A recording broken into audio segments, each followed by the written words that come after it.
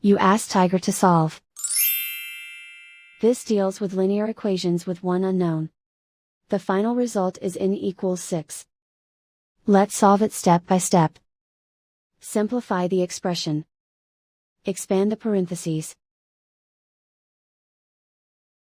Simplify the arithmetic. Expand the parentheses.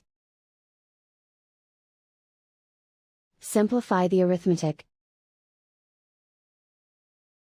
Group all in terms on the left side of the equation. Subtract 3n from both sides. Group like terms. Simplify the arithmetic. Group like terms. Simplify the arithmetic. Group all constants on the right side of the equation. Subtract 30 from both sides. Simplify the arithmetic.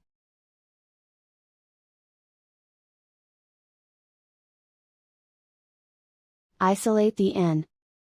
Divide both sides by 3. Simplify the fraction. Find the greatest common factor of the numerator and denominator. Factor out and cancel the greatest common factor. And so the final result is n=6.